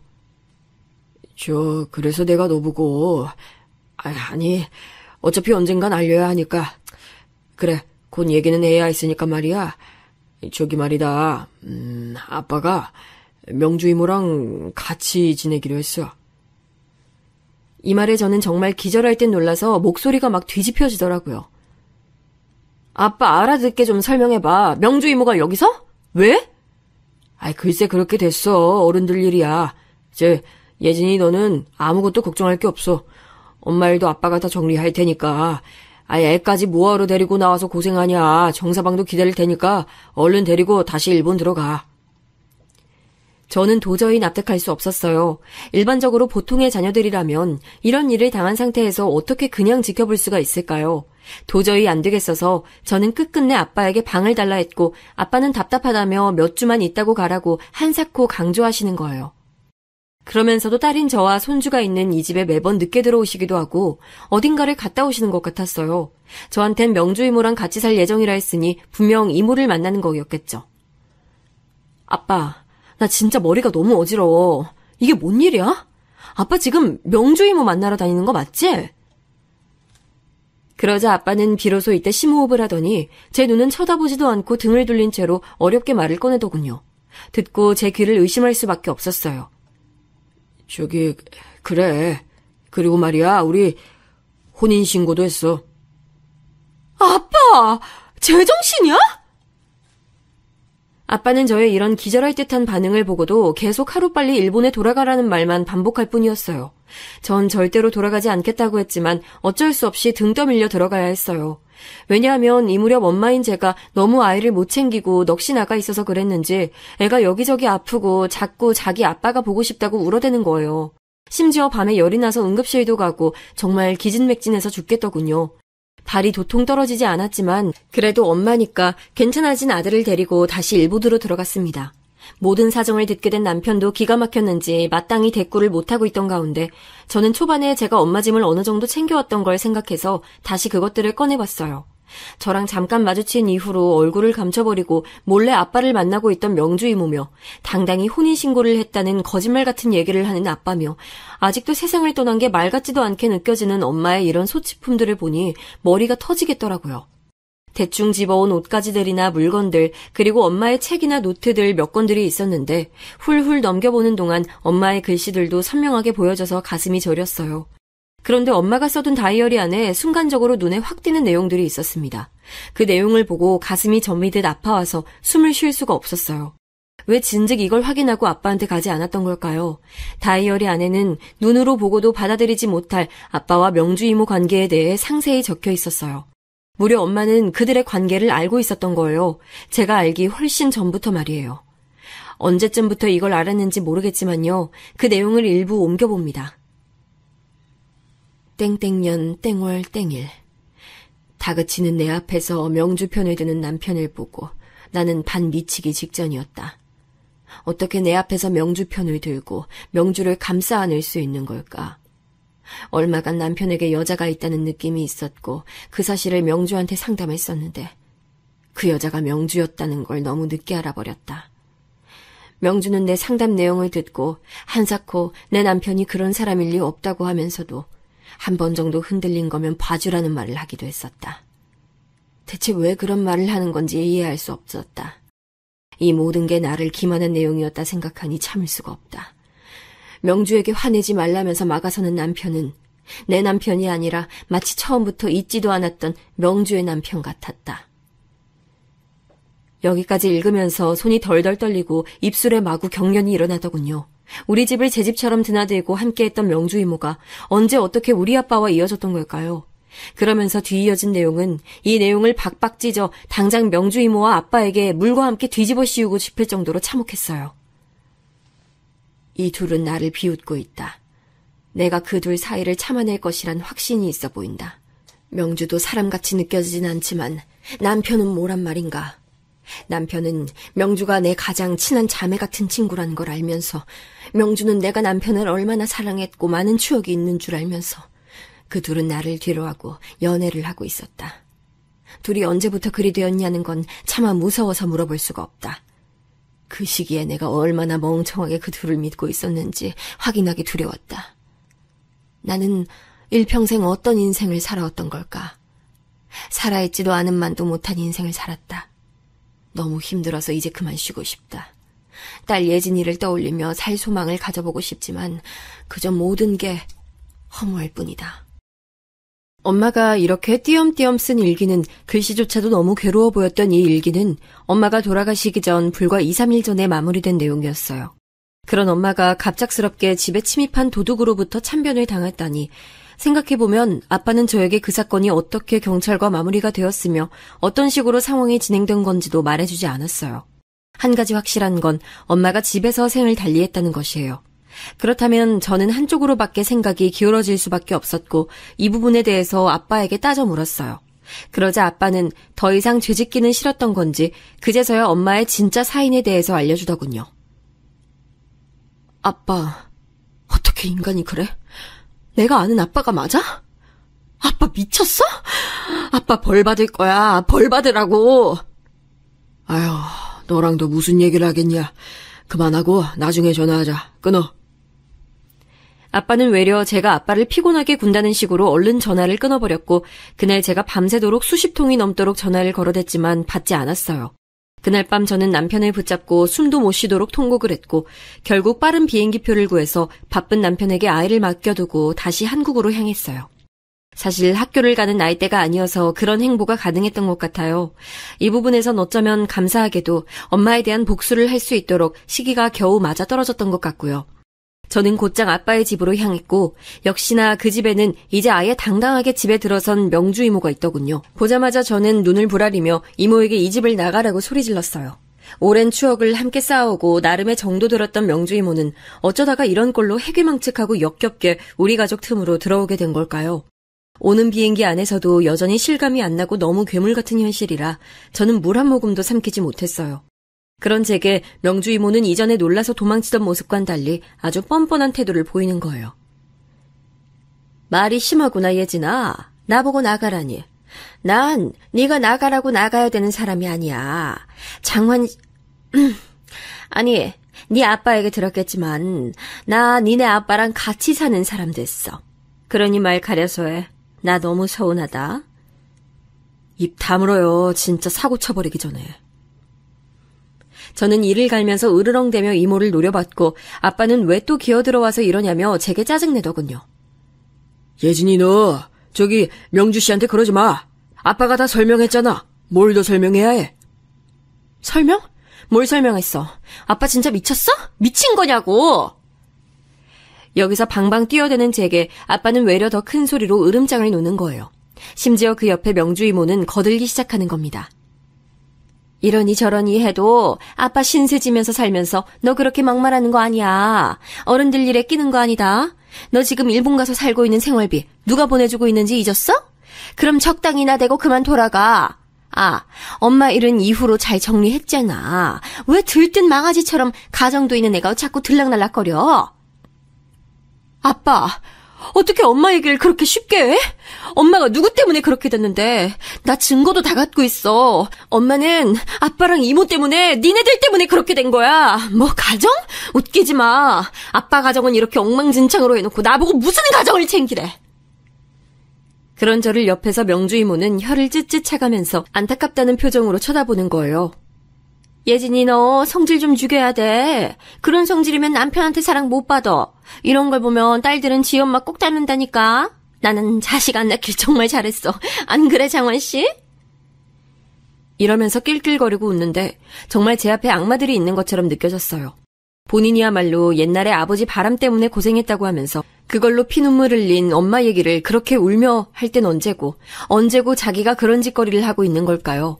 전 도저히 참을 수가 없어서 씩씩거리다가 그 집에 더 있을 수도 없고 저보고 나가라고 떠밀어내는 바람에 쫓겨나듯 나왔어요. 결국엔 외가 쪽에 연락했고 제 진짜 큰이모 댁에 가서 얼마간 머무르게 됐어요. 도저히 이 꼴을 그냥 두고 볼 수 없겠더라고요. 아직도 그 둘이 나란히 있는 모습이 실감도 안 나는데 뻔뻔하게 우리 엄마 마냥 집 자리를 차지하고 있는 이모를 보니 더 피가 거꾸로 쏟는 것 같았어요. 게다가 큰이모는 제 얘기를 다 듣자마자 기절하려고 하시더라고요. 아유, 못 살아 내가. 기어이 명주 그년이 사고를 치는구나. 내가 네 엄마한테 그렇게 악을 쓰며 걔랑 어울리지 말라 했어. 어른들 말 틀린 말 하나도 없다니까. 남편이랑 친구는 만나게 하는 거 아니야. 아이 대체 명주 걔를 뭘 믿고. 아유 어떡해 진짜. 네 엄마 불쌍해서 어떡해. 큰이모도 당시 정확한 내용을 모르고 있다가 아빠가 둘러댄 내용만 듣고 그냥 정말 사고사인 걸로 생각하셨던 거예요. 그런데 저를 통해서 자세한 내용을 듣고 나니 참을 수가 없었던 거죠. 저는 아빠도 망하게 하고 싶고 이모도 패가망신은 둘째치고 모든 걸 다 때려 부숴버리고 싶었어요. 한두 해 알아온 친구도 아닌데 엄마랑 같이 지낼 때는 세상 둘도 없는 자매처럼 살더니 우리 엄마를 조롱하고 그렇게 끝으로 몰아넣었다니요. 게다가 제가 되돌아와서 따지는 것도 아주 성가시게 생각하고 우리 집 구석 돌아가는 모양을 너무 잘 알아서인지 아주 능숙하게 받아치더라고요. 제가 몇 번이나 전화해서 욕을 하고 메시지를 남겨도 이모는 너무 뻔뻔하게 나왔어요. 예진아, 내가 진짜 많이 봐주는 거 너 알지? 이런 식으로 너 나 괴롭히면 너도 온전치 못해. 네 엄만 이전부터 정신이 불안하고 상태 나빴어. 왜 자꾸 내 탓을 하냐고. 그리고 장환 씨, 네 아빠랑 나는 어쩌다 보니 좋은 감정 된 거야. 불륜? 그럼 무서운 소리 좀 그만해. 우리가 왜 불륜이야? 맹세코린 그런 거 없어. 그러니까 좋은 말 할 때 그만 까불어. 어? 이쯤 되니 저는 머리를 쥐어뜯어가며 이를 갈게 됐습니다. 큰이모네 머무는 그 얼마간 뭘 할 수 있는 것도 없었어요. 그렇게 고민하던 중 번뜩 머릿속을 스쳐가는 것이 하나 있었어요. 바로 저 명주 이모의 동생인 진주 이모와 그들의 엄마인 할머니 말이에요. 엄마 생전에 제가 듣기로 명주 이모가 본인 엄마의 병 때문에 치료비를 많이 썼다고 했었어요. 마침 제게 진주 이모의 전화번호도 있었기 때문에 순간적으로 뭔가에 홀린 듯 전화를 걸어보게 됐어요. 진주 이모는 자기 언니랑 그닥 연락을 안 하고 사는 건지 소식을 전혀 모르는 눈치더라고요. 예진아, 오랜만이다. 엄마 잘 계시지? 이모는 할머니 모시고 부산 내려온 지 벌써 10년이 다 돼가네. 우리 언니도 잘 있는 거지? 아유, 내 언니를 겨우 너한테 물어보고 있네, 이쯤 되니 저는 속으로 분노가 마구 차오르는 걸 겨우 누르면서 어떻게 상황을 풀어내야 할지 머리를 마구 굴리게 되더라고요.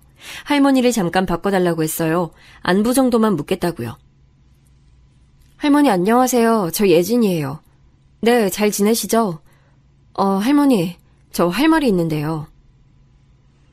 예전에 제가 어릴 때 아주 잘해주셨고 명주 이모네 할머니와 저는 어느 정도 관계성이 있긴 했어요. 마지막으로 본 게 제 결혼식 때였고 그때 와주셨었거든요. 저는 침을 꿀꺽 삼키고 아주 힘겹게 말을 꺼냈어요. 명주 이모가 우리 집안에서 저지른 일들에 대해서 말이에요.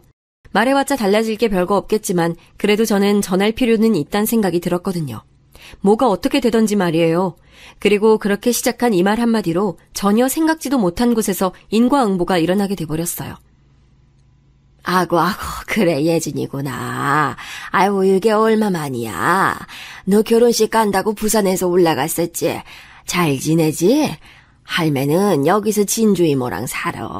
언제 놀러와? 엄마도 잘 있지? 할머니, 우리 엄마 돌아가셨어요. 이 말에 흠칫 놀란 할머니는 거의 몇 초간 정적을 두고 있다가 겨우 말씀을 하시더라고요. 뭐야? 아니, 이게 무슨 일이야? 죽었다고? 아유, 아니, 대체 무슨 일이야? 언제? 아유, 아니, 근데 왜 명주는 전화도 안 해주고, 대체 왜? 그게 언젠데? 할머니는 예전에 우리 엄마가 때마다 김치를 챙겨주고 진주 이모 학교 등록금을 내주며 소소하게 챙긴 것들을 고마워하셨어요. 무엇보다 시집도 안 가고 말도 잘 안 듣는 자기 딸을 늘 곁에서 데리고 다녀주니 그저 좋아하셨죠. 저는 깨질 듯한 머리를 부여잡고 한숨을 몇 번이나 쉬어댄 후 할머니에게 힘겹게 말했어요. 끝으로 갈수록 제 목소리는 원망과 저주 섞인 목소리로 바뀌어지더군요. 할머니, 우리 엄마 명주 이모 때문에 이렇게 된 거예요. 할머니 딸 명주 이모 때문에요. 뭐야? 예진아, 할매 무슨 말인지 모르겠다. 알아듣게 좀 말해봐. 이게 무슨 말이야? 저는 점점 말을 하면 할수록 제어가 되지 않았고 이까짓 거 이 할머니한테 화풀이해서 될 것도 없는데 뭐하러 이러고 있나 싶기도 했어요. 그래도 계속 말을 쏟아내게 됐어요. 명주 이모, 우리 아빠랑 바람났어요. 지금 우리 아빠랑 산다고요. 우리 아빠랑 눈 맞아서 우리 엄마 조롱했어요. 엄마는 그래서 세상을 등졌어요. 할머니, 뭐 하는 거예요?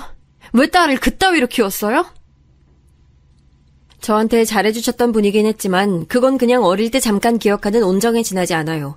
엄마가 어떻게 됐는지 그리고 그 뒤로 돌아온 아빠의 멍청한 반응들이며 사람 같지도 않게 구는 명주 이모의 지독스런 태도를 보니 누구든 붙잡고 욕을 퍼붓고 싶었거든요. 이모한테 씨알도 안 먹힐 욕이라면 그 가족이라도 같이 욕을 먹고 죄를 감당하라는 심정이었어요. 할머니는 제 말에 계속 웅얼웅얼 거리더니 전화가 갑자기 안 들리고 뚝 끊어지더라고요. 저는 이때 숨을 훅훅 들이쉬며 오갈 데 없는 분노를 쏟을 데가 없어 그저 오열하기만 했어요. 그랬더니 곧장 진주 이모한테 전화가 걸려오더니 난리를 치는 거예요. 이 전화를 받아보니 어쭈 이것 봐라 싶더라고요. 예진아, 너 때문에 지금 우리 엄마 큰일 났어. 너 어떡할 거야? 이 말을 듣고 처음엔 움찔했지만 점점 시간이 지날수록 머리가 차가워지더라고요. 뭘 어쩌라는 건지 모르겠어요. 남의 집 부숴놓고 사람을 궁지에 몰아넣어 놓고서 그렇게 만들어 놓은 자식을 이 땅에 낳아놓고 교육도 제대로 안 시킨 주제에 그까짓 것 충격받고 좀 쓰러지는 게 무슨 문제라고요. 그래서 저는 곧장 멍청한 명주 이모에게 다시 전화를 걸었고 제 전화를 안 받고 넘겨버리길래 곧장 메시지를 남겼어요. 좋은 말 할 때 전화 받는 게 좋을 거예요. 안 받으면 후회할 일이 생길 거니까요. 이 문자를 받는지 곧장 전화가 와서 왜 어른 같고 장난질이냐고 하길래 저도 용건부터 말했어요. 이모네 엄마 쓰러지셨다는데요? 뭐야? 뭘 놀라요? 본인 엄마랑 보아하니 별로 연락도 안 했나 보던데. 우리 엄마 저렇게 되신 것도 모르시던데요, 할머니는? 그러자 명주 이모는 목소리가 바뀌며 제게 바로 날석에 쏘아붙이더라고요. 야, 예진아, 너 뭔 짓 한 거야? 미쳤어? 노인네한테 전화를 했다고? 왜요? 얘기하면 안 될 짓 한 건 알아요? 할머니 지금 쓰러졌다던데 가보는 게 좋지 않겠어요? 그러자 명주 이모는 정말 멍청하게도 멀리 살고 연락도 안 한 지 오래된 자기 가족한테 이런 여파가 갈 거란 생각을 못했나 봐요. 그냥 당장 자기만 좋아서 지내면 끝이라고 생각했던 건지 왜 자기 여동생과 엄마랑 연락 안 하고 안 보고 사는지는 모르겠지만 기겁하듯 놀라더라고요. 너 이거 진짜 가만 안 둬. 왜 우리 엄마한테 엄마 가뜩이나 심장도 안 좋은데. 엄마? 와, 진짜 이거 상멍청이가 따로 없네. 네 엄마는 심장 아파서 걱정돼 죽겠고 내 엄마는 그 꼴 당해도 되는 거야? 야, 너 천벌 받을 거야. 네가 한 대로 되돌려 받는 거야. 내 엄마 뺏어가고 네 엄마도 잘못돼봐라. 전 이성을 다 잃고 빽빽거리며 소리 질렀고 큰이모가 대체 무슨 일이냐며 왜 너까지 그러냐며 저를 붙들었어요. 겨우 진정하고 누워있는데 명주 그 인간으로부터 전화가 계속 걸려오더군요. 나중엔 급기야 아빠한테까지 걸려오고 정말 전화가 끊기지 않을 만큼 1시간 내내 진동이 울려대길래 겨우 받았어요. 그랬더니 아빠는 받자마자 대차게 욕을 해대는 거예요. 야, 너 네가 지금 뭔 짓 한지 알아? 명주 씨 어머니 쓰러져서 지금 병원 실려가셨대. 잘못되면 어쩌려고 그래, 얘가 진짜 정신 빠져가지고 못하는 짓거리야, 정말! 그 말을 듣고 저는 웃음밖에 나지 않더라고요. 거기다 더 이어서 말을 해줬어요. 아빠는 머리가 어떻게 된 거야? 지금 자기 입장이 어떤지도 몰라? 지금 누구 걱정을 해주고 앉아있어 태평하게. 엄마를 반은 미치게 만들어서 궁지로 몰아넣고 지금 그런 소리가 나와? 명주 그 인간 지 엄마도 그 꼴 되는 거 보라고 해. 연락도 안 하고 안 보고 살던 노인네가 자기 불륜 때문에 쓰러지니까 이제 걱정돼? 아이고 눈물 난다 눈물 나. 그러고 전화를 끊어버린 후 온몸이 달달 떨려오면서 아빠로 인해 끓어오르는 분노를 어찌해야 할지 모르겠더군요. 그러고 한참 누워있다가 벌떡 일어났어요. 그러곤 곧장 큰아빠에게 전화를 걸어 이제껏 있었던 일들을 다 얘기했어요. 큰아빠는 혼자 몸으로 계속 자식도 없이 친지도 없이 홀로 회사를 이끌어오고 계셨고 그 일을 저희 아빠와 나눠서 하고 계셨거든요. 그나마 제 딴엔 어른이라고 여겼던 분이었기에 큰아빠에게 모든 일을 울면서 털어놨어요. 큰아빠, 우리 엄마 어떤 분인지 아시죠? 엄마 정말 아빠만 보고 살았어요. 근데 아빠가 저렇게 돼버렸어요. 아빠한테 벌을 주세요. 부탁드려요.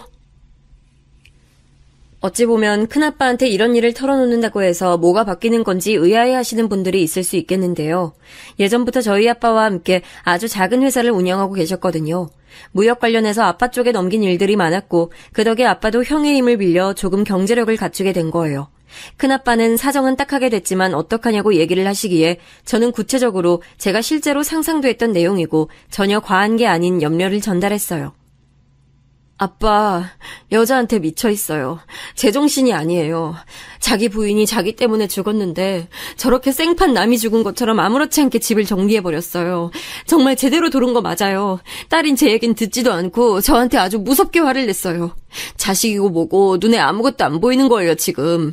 그 명주라는 여자 집도 절도 없고 가난해서 아빠한테 돈 뽑아먹을 거예요. 큰아빠네 회사, 아빠가 갖고 있는 것들도 여차하면 그 여자한테 줄 수 있어요. 그래도 괜찮으시겠어요? 그냥 다 싹 걷어오세요. 아빠 아무것도 없어야 돼요. 망해봐야 돼요. 큰아빠는 안 그래도 딱하게 듣고 있었긴 했지만 돈과 회사 관련해서 얘기가 이렇게 이어지니 점점 한숨이 짙어지시더군요. 아무리 제게 아빠라고 하고 저런 일을 알기 전까진 다정했던 사람이라지만 솔직히 아빠가 큰아빠 덕을 보고 경제적 여유를 갖게 된 건 가족들 중 누구도 부인할 수 없거든요. 이혼하고 자식도 없이 물려줄 사람도 없이 형제인 우리 아빠와 함께했던 건데 이런 식으로 흐지부지하게 사람이 멍청해지면 뭔 짓을 할지 모르는 거잖아요. 큰아빠는 겨우 결심을 하셨고 아빠가 그 여자 꽁무니 쫓아다니며 그 집 할머니 수습을 같이 해주는 멍청한 짓을 하는 동안 제 말대로 조금씩 회사 관련된 부분들을 정리하셨어요. 저는 그 시기까지 기다릴 수가 없어 결국 일본으로 다시 돌아갔지만 몇 주 더 지나서 큰아빠로부터 전화를 받아봤어요. 비로소 드디어 분노와 통탄의 눈물이 아닌 뭔가를 겨우 했다는 그런 눈물이 흐르더라고요. 예진아, 장환이 네 아빠 발악을 하더라. 그래도 어쩌겠냐. 나도 맘먹고 움직이기 힘들었다. 솔직히 말해서 재수씨도 안타깝고 너도 안 됐고 네 말 맞다나 내가 한창 때부터 일고 온 이 작은 회사를 유지해야 하기도 했거든. 네 아빠 이걸로 해두고 그만 놔두자. 예진이 너도 고생 많았을 거야. 한동안은 네 인생 살아. 큰아빠, 죄송해요. 제 얘기 들어주셔서 감사해요. 이렇게 상황들이 정리되어 아빠는 아빠대로 이유를 알지 못한 채 회사에서 밀려나 많은 일들을 빼앗기게 됐더군요. 경제력이 이전만 못하게 된 와중에 그 명주 이모라는 인간은 지 엄마 쓰러져서 오늘 내일 하고 있으니 몇 년 만에 부산에 내려갔다나 봐요. 아빠가 저한테 굳이 전화까지 걸어서 난리를 치는 내용을 들어보니 상황이 심각하다고 하더군요. 전 그저 모든 게 인과응보라고 생각해요. 우리 엄마한테 나름대로 금전적인 신세를 졌던 집안이고 명주 이모 자체도 엄마랑 가까이 살면서 얻은 혜택들이 많았어요. 엄마 덕에 해외여행도 가고 좋은 데도 많이 다니고 챙겨준 것들도 많고 위급할 때 돈도 빌려주고 챙겨준 게 많았는데 이런 식으로 발등을 찍었죠. 아니 찍다 못해 찢었다는 표현이 맞을 거예요. 그런 인간들에게는 자비란 없어요. 사람 고쳐 쓰는 거 아니고 아니다 싶으면 뽑아서 싹 다 버려야 한다고 이번 일로 처절하게 느꼈어요. 아빠는 아직도 정신 못 차리고 그 이모한테 미쳐서는 저한테 추태스러운 소리를 하시더군요. 명주 씨네 어르신 잘못되면 돌아가시면 다 네 잘못이야. 어쩌려고 그래? 그 죄를 어쩌려고 그러냐? 웃기고 있네. 그럼 잘못대로 해. 잘못돼도 그 죄는 못 지워. 죽어서도 그 죄는 못 지운다고 전해줘. 너무 한심한 게 남 걱정하며 저런 소리나 짓거리고 있을 때가 아닐 텐데 말이에요. 다행인지 불행인지 아빠는 제가 큰아빠한테 부탁한 내용을 모르고 있더군요. 아마 큰아빠가 말씀하시지 않고 임의대로 정리하신 게 분명해 보였어요. 제가 복수한다고 벼린 건 기껏해야 명주 이모 할머니 쓰러지시게 만든 정도인 줄 알고 있는 것 같아서 그냥 그걸로 넘기고 살려고 해요. 저한테 아빠란 존재는 없으며 그냥 차라리 큰아빠나 외가 쪽 큰이모를 제 부모님들처럼 여기고 살아가는 게 맞는 것 같아요. 두 분 다 제가 졸지에 엄마를 잃고 말년에 저런 추태를 벌인 아빠가 있는 상황을 안타까워하시거든요. 명주 이모라는 인간이 끝까지 고통받으며 남의 소중한 엄마이자 자기에게 더없이 다정했던 친구를 저버린 죄를 받았으면 좋겠어요. 아빠요. 아빠는 더 말할 것도 없어요. 돈도 이전 같지 못하게 없는 데다가 자기 엄마를 적골로 만든 남자를 명주 이모 같은 못돼 먹은 여자가 더 붙들고 있을 이유가 있겠나요? 둘 다 저런 식으로 죄라는 돌덩어리를 안고 알아서 굴러떨어질 게 뻔하고 저는 그 꼴을 시간을 길게 두고 오래도록 봐줄 예정이에요. 제 인생 살기도 벅차지만 그 꼴은 꼭 눈으로 확인하며 살 겁니다. 불쌍한 우리 엄마, 뭐래도 엄마와 내가 겪게 된 이 가당찮은 이별은 되돌릴 수 없지만 말이에요. 여기까지 꽤 괴로운 얘기였지만 들어주셔서 감사합니다. 모두들 건강하세요.